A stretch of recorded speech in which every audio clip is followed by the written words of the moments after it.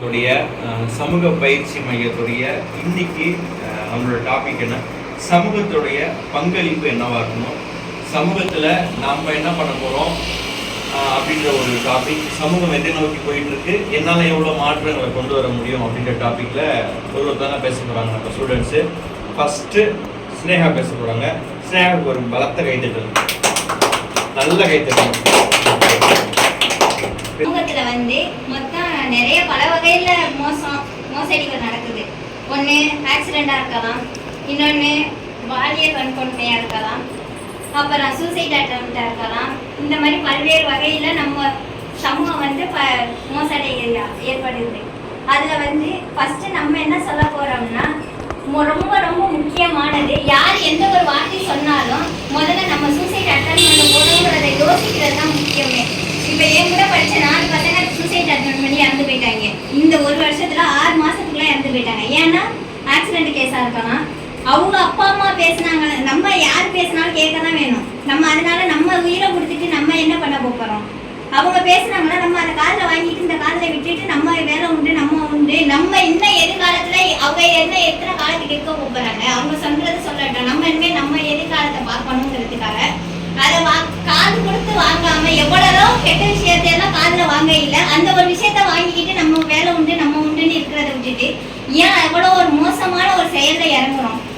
ஏன் அதை ஒரு சூசைட் அட்டெண்டா பண்ணி நம்ம வாழ்க்கை வீணா போகுதா இல்லையா? நம்ம மட்டும் போனா நம்மளோட முடியாது, நம்ம பேரண்ட்ஸ் இருக்காங்க, நம்மளோட கூட கொண்டவங்க இருக்காங்க, நம்ம ரிலேஷன், அவங்கெல்லாம் எவ்வளோ ஃபீல் பண்ணுவாங்கன்னு முதல்ல யோசிக்கணும்.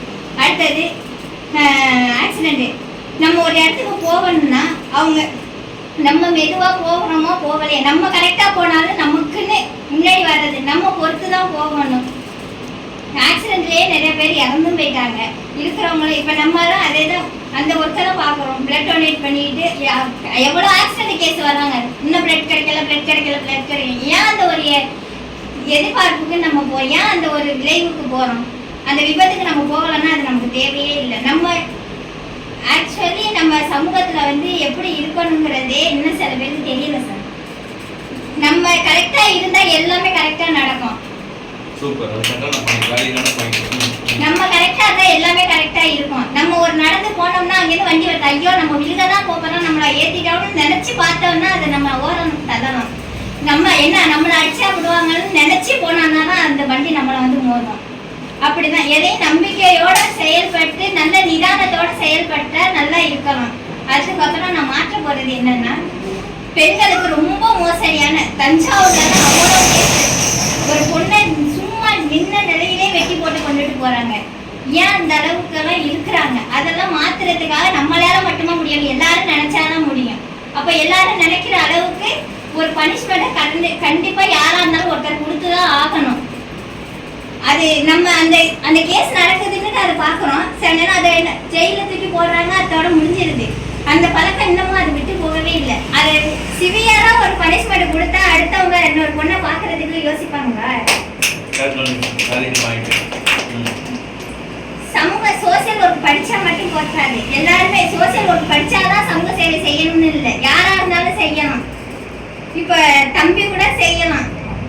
தம்பி இப்போ அவன் சோசியல் ஒர்க் படிக்கல, ஆனாலும் வந்திருக்கான். ஏன் நம்ம அதையும் கற்றுக்கணும், அதுலேயும் நம்ம ஆர்வத்தை காட்டணுங்கிற ஒரு எண்ணத்தினாலதான் தம்பிங்க வந்திருக்கிறோம். அதே மாதிரி யூனிவர்சிட்டியும் இதை கற்றுக்கணும்னு இப்போ இது பண்ணுறாங்க. இது ரொம்ப சமூகத்துறைக்கு முக்கியமான ஒரு விஷயம். இப்போ நிறைய யூனிவர்சிட்டியில நம்ம தான் சோசியல் ஒர்க் படிச்சு தான் நம்ம வந்திருக்கிறோம். ஆனால் படிக்காமலே பல பேர் இங்கே கற்றுக்கிட்டு போகிறாங்க. எல்லாம் அவங்கெல்லாம் நம்ம கற்றுக்கணும், இன்னும் நம்ம சமூகத்தில் செயல்படணும் அப்படிங்கிற ஒரு எண்ணத்தில் கொண்டு இருக்கிறாங்க. அதனால நம்மளும் எல்லாரையும் சோசியல் ஒர்க் படிக்கணும்னு இல்லை, எல்லாருக்கும் சமூக சேவை செய்யணும்னு சொல்லி கொடுக்கணும். சோசியல் ஒர்க் படிக்கணும்னு சொல்லி கொடுக்க விட சமூக சேவை செய்யணும்னு சொல்லி கொடுக்கணும்.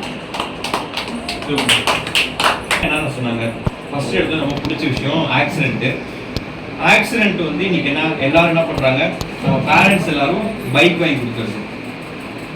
100cc எத்தனை சிசி பைக் வாங்கிக்கிறாங்க? 180. இதில் சிசி பைக் வாங்கி கொடுத்துட்டு ஹெல்மெட் போட மாட்டாங்க. எனக்கு தெரிஞ்சு நம்மளுக்கு தெரிஞ்ச பசங்களே பல பேர் இறந்துருக்காங்க ஹெல்மெட் போடாமல். பல உயிர்கள். இந்த இறப்பு யாருக்கு போய் சேரும்? நம்ம பேரண்ட் கஷ்டப்பட்டு வளர்த்து அவனை ஆளாக்கி கடைசியில் அதில் விபத்தில் பேசுகிறாரு. இது ஒரு பாயிண்ட் ரொம்ப பிடிச்சிருக்கு. ஆக்சிடென்ட்டை தவிர்க்கணும். ஆக்சிடென்ட்டை தவிர்க்கிட்டு நம்ம என்ன பண்ணலாம் அப்படின்னா, ஆக்சிடென்ட்டுக்கு ஒரு அவேர்னஸ் என்ன பண்ணலாம், ஹெல்மெட் போடுங்க, சாலையில பொறுமையா போங்க, நடந்து போகும்போது நடப்பாதைக்குன்னு ஒரு பாதை இருக்குல்ல அந்த வழியை நடந்து போங்கன்னு சொல்லலாம். ஸோ இதுல இருந்து சூப்பரான பாயிண்ட் ஒன்று. ஃபர்ஸ்ட் பாயிண்ட் ஸ்னேகா கிட்ட நான் எடுத்த பாயிண்ட் சரியா. இது வந்து ஒரு ப்ரோக்ராம் கூட பண்ணலாம். அவேர்னஸ், இது நம்ம வந்து டிராஃபிக் ரூல்ஸை வந்து ஃபாலோ பண்ணணும், ஹெல்மெட் போடணும். இது வந்து அவங்களுக்கு வந்து நான் எடுத்தப்பேன். ரெண்டாவது சூசைட். சூசைட் இருக்கிறதுலே பெரிய சின்ன ஒரு விஷயம் சொன்னாலும் சூசைட் பண்ணிக்கிறோம். பல பேர் விஜய் ஆண்டனியோட பொண்ணு சூசைட் பண்ணிட்டாங்க. ஸோ அப்போ வந்து சூசைட் அதிகரிச்சுட்டே இருக்குது. வந்து நிறைய திரையுலகத்தில் நடித்தவங்களுடைய சூசைட்ஸும் அதிகரிக்குது. சூசைட் பண்ணுறதுனால எவ்வளோ பெரிய பாதிப்பு அந்த குடும்பங்கள் அடையுது. சூசைட் வந்து அவாய்ட் சூசைட். சூசைட்னா பண்ணக்கூடாது. நம்ம ஃப்ரெண்ட்ஸோட நம்ம விஷயத்தை ஷேர் பண்ணிக்கணும். டக்குன்னு அப்பா அம்மா கிட்ட எல்லாத்தையும் சொல்லிட்டா சூசைட் வந்து என்ன பண்ணலாம், தவிர்க்கலாம். மூணாவது என்ன சொன்னாங்க, யார் கவனிச்சிங்க? நான் 2 சொல்லிட்டேன். மூணாவது சமூக துறையில் சமூக பணி பண்றவங்க தான் சமூக சேவை. எல்லாருமே சமூக சேவை செய்யணும். அப்ப இந்த சமூக சேவை எல்லாருமே செஞ்சா என்ன நடக்காது, கொலை கொள்ளை பாலியல் தொல்லை எதுவும் நடக்காது. அப்புறம் இன்னொன்று சட்டம், சிவில் சட்டம் சொன்னாங்க. இங்க வந்து எந்த ஒரு தப்புக்குமே உடனே ஒரு தண்டனையை கொடுத்துட்டான். இப்ப சவுதி அரேபியெல்லாம் தப்பு பண்ணா உடனே ஆணுறுப்பு அழிக்கப்படும். ஒரு பெண்ணை தொழிட்டாங்க அப்படின்னா ஆணுறுப்பு அழிக்கப்படணும். இங்க சட்டங்கள் எப்போ வந்து பலமா மாறுதோ அப்பதான் தவறுகளே நடக்காது. இன்னைக்கு நடந்தது, இன்னைக்கு கொலை நடந்துருச்சு. ஒண்ணு ஆம்ஸ்ட்ராங்கோட கொலை வழக்கு இங்க நடந்திருக்குல்ல. இன்னைக்கு நடந்த கொலை வழக்குல 8 பேர் வந்து போயிட்டு நான் தான் கொலை பண்ணேன்னு சொல்லி போய் ஒரு போலீஸ் ஸ்டேஷன்ல போய் ஆஜர் அவனுக்கு எவ்வளவு தைரியம் இருக்கு, அவனுக்கு பின்னாடி எவ்வளவு பெரிய டீம் இருக்கு. ஸோ வந்து திட்டமிட்ட படுகொலை, அது ஆம்ஸ்ட்ராங்கோட படுகொலை திட்டமிட்ட படுகொலை ஓப்பனாவே தெரியுது. ஆனா சட்டம் என்ன, கேர்ள்ஸுக்கு வந்து 18 வயசு, பாய்ஸ்க்கு வந்து 21 வயசு வந்தாதான் மேரேஜ் பண்ணணும்னு சொல்றாங்க. அது வந்து கொஞ்சம் தள்ளி வைக்கணும் சார். ஏஜ் கொஞ்சம் கேர்ள்ஸுக்கு 20 இருக்கணும், பாய்ஸ்க்கு 25, 20% அந்த மாதிரி மேரேஜ் பண்ணால் 2 பேருக்கு அண்டர்ஸ்டாண்டிங் ப்ராப்ளம் வராமல் இருக்கும் சார். எல்லா ஃபேமிலிலையும் நம்மளுக்கு ப்ராப்ளம் வருது சார். அது நான் மாற்றணும்னு நினைக்கிறேன் சார். ஏஜ் கொஞ்சம் தள்ளி வச்சு மேரேஜ் பண்ணணும் அப்படிங்கிற ஒரு இதில் மாற்றணும்னு நினைக்கிறேன் சார். அடுத்தது இன்கம் சர்டிஃபிகேட். இப்போ கேஸ்ட்னால எவ்வளோ ப்ராப்ளம் வருது. நீ பெரிய கேஸ்ட்டு, நீ சின்ன கேஸ்ட்டு அப்படின்னு சொல்லி இது மாதிரி வருது சார். அந்த கேஸ்ட் வந்து இன்கம் சர்டிஃபிகேட் வந்து ஜாதி இல்லாத இன்கம் சர்டிஃபிகேட்டுன்ட்டு ஸோ எல்லா சமூகமே எல்லாருமே வாங்குற மாதிரி மாற்றணும்னு சார். அப்புறம் வந்து ஒவ்வொரு ஸ்கூலுக்கும் சோசியல் ஒர்க்கு டீச்சர் போடணும் சார். ஏன்னா நம்ம இப்போ எங்களுக்கு முன்னாடி தெரியாது சார். நாங்கள் வந்து ஸ்கூல் படிக்கும் போது எங்களுக்கு தெரியாது. நான் காலேஜ் படிக்கும் போது தான் சோசியல் ஒர்க்னு ஒரு குரூப் இருந்துச்சு. இப்போ வந்து சின்ன பிள்ளைங்களுக்கே சொல்லி வட்டோன்னா அதுவும் நம்மளோட சமூகம் தான் அப்படின்ட்டு அந்த பிள்ளைங்களுக்கும் கொஞ்சம் மனசில் தோணும் சார். இது நம்மளோட சமூகம் தான், நம்ம தான் பார்த்துக்கணும் அப்படின்னு சொல்லி அந்த பொண்ணுங்களுக்கும் பசங்களுக்கும் தோணும் சார். அதனால ஒவ்வொரு ஸ்கூலுக்கும் சோசியல் ஒர்க்கர் டீச்சர் போடணும். சூப்பர், சரியான புது பாயிண்ட். சோஷியல் ஒர்க்கு இப்போ எப்படி science, Tamil, English, maths, history இருக்கும், அதே மாதிரி சமூகத்துறைக்கும் ஃபர்ஸ்ட் ஸ்டாண்டர்ட்லேருந்து 12th வரைக்கும் ஒரு ஸ்டடீஸ் இருக்கா. இது எல்லாத்தையும் நம்ம பேசுகிற எல்லாத்தையுமே அங்கேயே பேசிடுவோம். ஸோ நம்ம 12th முடிச்சு காலேஜ் போகும்போது நம்ம வந்து ரொம்ப டிசிப்ளினான ஒரு பையனாக வருவான். ஸோ கண்டிப்பாக அதுக்கு நான் வந்து முயற்சி எடுக்கிறேன். இது நீங்கள் சொன்னீங்கல்ல, இதுக்கு என்னோட முயற்சி கண்டிப்பாக எடுப்பேன். இதுக்கு தமிழ்நாடு அரசுக்கு நான் என்னால் என்ன பண்ண முடியுமோ கண்டிப்பாக அதை நம்ம பண்ணுவோம். இது ரொம்ப பிடிச்சிருச்சு. நான் யோசிக்கல, டக்குன்னு நீங்கள் ஒரு சூப்பரான பாயிண்ட் சொன்னாங்க. கண்டிப்பாக அந்த ஒரு இருந்துச்சுன்னா எல்லாத்துக்குமே எல்லாமே தெரிஞ்சிடும்ல, குழந்தைக்கும் தெரியும்ல. அப்போ ஒழுக்கம்னா என்ன, ஒரு 8 வயசு அப்போ குடிப்பழக்கத்தை பற்றி சொல்லுவாங்க, 10 வயசு பற்றி பாலியல் பற்றி பேசுவாங்க. இந்த மாதிரி டிஸ்கஷன் பண்ண போகும்போது தான் அவன் அதில் ஒரு அவேர்னஸ் சொல்லுவான். ஒரு ட்ரக் எப்படி அழிக்குது, எத்தனை பேருக்கு இப்போ அவனுக்கு எல்லாம் ஸ்டடீஸில் எல்லாருக்கும் கொடுத்துருக்காங்க, எத்தனை பேருக்கு பேரண்ட்ஸ் எல்லாம் படிக்கிறாங்க, இதெல்லாம் சொல்லும்போது அவன் ஆட்டோமேட்டிக்காக என்ன பண்ணுவான், தன்னுடைய வாய்ப்பை பயன்படுத்திக்கணும், நல்லா படிக்கணும், நல்லா பெரிய ஆளாக வரணும் அப்படின்னு ஒரு ஸ்டடீஸ் இருக்கா. கண்டிப்பாக நம்ம சொன்ன மாதிரி கவர்மெண்ட் இது எது சொன்னல ஒயின் ஷாப்லாம் மூட தேவையில்ல, ஆட்டோமேட்டிக்காக எல்லாமே சூப்பர் ஆகிடும். அப்போது இங்கே என்ன சொல்கிற ஒரே பாயிண்ட்டு சார், இங்கேருந்து ஸ்டூடெண்ட்ஸுக்கு பள்ளி மாணவர்களுக்கு சமூக பயிற்சி அப்படின்ற ஒரு சப்ஜெக்டை வச்சுட்டோம்னா 12th முடிச்சு வரும்போது அவன் சூப்பரான ஒரு ஸ்டூடெண்ட்டாக வருவான் சார். அப்போ வந்து என்ன ஆகுனா எல்லா பிரச்சனையும் கொஞ்சம் மாறும் அப்படின்னு சொன்னது ரொம்ப வித்தியாசமான பாயிண்ட். ரொம்ப சூப்பர், கண்டிப்பாக சூப்பர் மார்க் இந்த பாயிண்ட். என்ஜிஓ வந்து 1915ஆம் ஆண்டு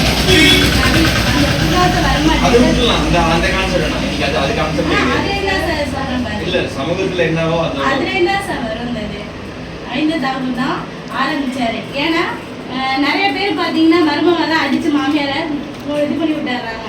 அதனால தான் முதியோர் இல்லம்னு ஒன்று ஆரம்பிச்சாங்க. அடுத்து அனாதை இல்லம், அம்மா அப்பா இல்லாதவங்களுக்கு வந்து இது பண்ணி தராங்க. சாரே வந்து இது பண்ணி அன்னைக்கு அழைச்சிட்டு போனாங்க நம்ம அந்த பிள்ளைங்களுக்கும். அதுவும் சம்பளம் இல்ல என்ஜிஓ பத்தி நம்ம பேச வேண்டாம், முடிச்சிடலாம். என்டா பத்தி அப்படி நீங்க சமூகம் ஹிந்தி வந்து நீங்க கூட கேட்டீங்க, யார் சோகமா இருக்கீங்கன்னா நான் சொல்லலாமா? சொல்லலாம், சொல்லுங்க. சொல்லலாமா? அந்த பொண்ணுகிட்ட தான் சார் கேட்கணும். என்னாச்சு? அப்புறம் நான் அந்த பிரச்சனையை பேசாத சொல்ல அந்த பிரச்சனையை சார் 4 பேர் பேசிக்கிட்டே இருந்தாங்க. அதான் சார் என்னோட பிரச்சனையே. அந்த பொண்ணு ட்ரெயின்ல இருந்து கீழே விழுந்துச்சு சார். நான் சொல்லுமா? சிவனுக்கு ஏத்த ஈஸ்வரி சிவன் பார்வதி மாதிரி சிவனுக்கு பாதி தைரியமா போடு சொல்றேன். சிவனுக்கு பாதிமா அம்மா பேசுமா? சரி ஓகே, நீங்க சொல்லுங்க. நீங்க என்ன உங்க பதிவு சொல்லுங்க. ஒரு மனுஷனோட அடிப்படை தேவை உணவு, உடை, இருப்பிடம். எத்தனை பேர் ஆரோக்கியமான உணவு சாப்பிடுறீங்க இந்த சமூகத்தில்? இப்போ உள்ள ஜென்ரேஷன், அப்போ உள்ளவங்க வந்து நல்லா சாப்பிட்டு வந்து ஆரோக்கியமாக இருந்தாங்க. ஆனால் இப்போ உள்ளவங்களாம் ஃபாஸ்ட் ஃபுட்டு எடுத்தோடனே ஹோட்டல் ஆர்டர் அப்படிதான் போகிறாங்க. அடுத்து வந்து உடை, எத்தனை பசங்களாம் இப்போ வந்து பாதி பேண்ட் கீழ் தான் போடுறாங்க. அது வந்து அவங்களுக்கு ஒரு பேஷன், அப்படி போட்டால் தான் அவங்கள 4 பேர் பார்ப்பாங்க அப்படின்னு சொல்லிட்டு. அப்புறம் நிறைய ரீல்ஸ் எல்லாம் எடுக்கிறதுனால வந்து நிறைய அவங்க வந்து பஸ் ஸ்டாண்டில் இப்படி நின்னா தான் நம்மளை 4 பேர் பார்ப்பாங்க. அது வந்து அது வியூஸ் மாதிரி அவங்களுக்கு, அது அவங்களுக்கு கொஞ்சம் கெத்து அப்படின்னு சொல்லிட்டு பார்க்குறாங்க. அடுத்து வந்து இருப்பிடம், அவங்களுக்கு வந்து சரியான வீடு இல்லாட்டியும் அவங்களுக்கு என்ன சொல்றதுன்னா அவங்க கெத்துக்காண்டி நினைக்கிற ஒரு பைக் வந்து அவங்க வந்து ஒரு வேற லெவல் அப்படின்னு யோசிக்கிறாங்கன்னு நினைக்கிறேன். நான் மேலப்புதருக்கு இப்போ ஒரு குரூப் டிஸ்கஷன் போறேன். அப்போ வீடெல்லாம் அவ்வளோ குட்டி குட்டியா இருக்கு, சரியா கூட இல்லை, ஒரு மனசுக்கு ஒழிக்கிற அளவுக்கு. ஆனால் வீட்டுக்கு முன்னாடி பார்த்தா எம்டி பைக்கு R15 அப்படிங்கிறாங்க. ஏன் அதை போடுற காசுல வீட்டில் போட்டு என் அம்மா அப்பாவை நல்லா வச்சுக்கலாமே, அப்போ ஏன் யோசிக்க மாட்டேங்கிறாங்க அப்படின்னு. அடுத்து வந்து குடிக்கிறது.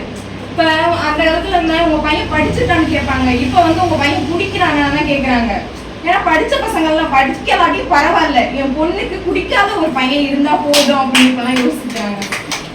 இது வந்து ட்ரக்கு, அது எப்படின்னு எனக்கு தெரியல. அது வந்து பவுடரை வச்சு ஸ்மெல் பண்ணுறாங்களா, அதுவும் பண்ணுறாங்க. இலையாவும் சாப்பிட்றாங்க. அவளோட ஃப்ரெண்டு ஒருத்தி கவுன்சிலிங் சென்டர் போயிட்டான்.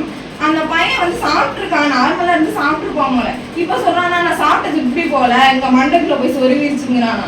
அப்போ சாப்பிடும்போது உள்ள நிதானம் ஏன் இப்போ இருக்க மாட்டேங்குது? அது தெரியும் தானே பின்னாடி. இப்போ ஒரு ஹார்ஸ் பேக்கெட் அது வாங்கினாலே வச்சுக்கவே புற்றுநோய் வரும்னு சொல்லிட்டு தானே போடுறாங்க. அது என்ன ஆபத்து வருதுன்னு தெரியும் தானே நீ வாங்குவீங்க. அப்போ சாப்பிடும்போது ஏன் அந்த இது இருக்க மாட்டேங்குது? ஒரு சரக்கு பண்ணே அது எழுதி இருக்குல்ல, அதே நீங்க வந்து உங்களுக்கு முன்னாடியே ஆபத்து வருதுன்னு தெரியுது, அதே வாங்கி நீங்க சாப்பிடணும் அப்படின்னு தான் யோசிக்கிறேன். அவ்வளோதான்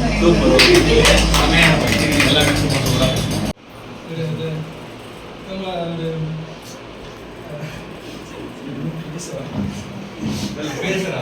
எவ்வளோ பேச பேசு. எப்படி இருந்துச்சு சார்? கண்டிப்பாக சார்.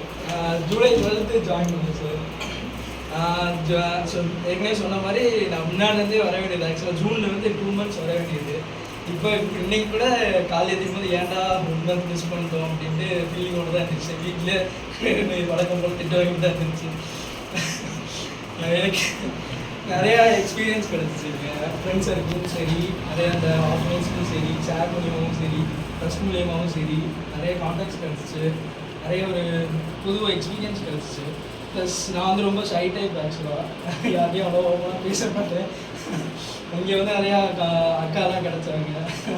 அப்போ கேர்ள்ஸ்லேயே அவ்வளோ அப்படி பேச முடியல. ஃபஸ்ட்டு அக்காட்ட தான் நிஜமாக அக்காட்ட தான் ஓப்பனாக கொஞ்சம் நல்லா ஃப்ரீயாக பேசியிருக்கேன். நிறைய கான்டாக்ட்ஸ் கிடச்சிச்சு, நல்லா கற்றுக்க முடிச்சு. நிறையா எவ்வளோ ப்ராப்ளம்ஸ் இருக்குது சொசைட்டியில், அதுக்கு நம்ம என்ன பண்ணணும், என்ன ஸ்டெப்ஸ் எடுக்கலாம் அப்படிங்கிறதெல்லாம் ஷேர் பண்ணணும். நல்லா ஒரு இனிஷியேட்டிவாக கற்றுக்க முடிஞ்சிச்சு. ஸோ இது ஒரு நல்ல நல்ல இந்த ஜேர்னியில் ஒரு நல்ல எக்ஸ்பீரியன்ஸ் ஆகிடுச்சு. கை தட்டுங்க. சரிடா.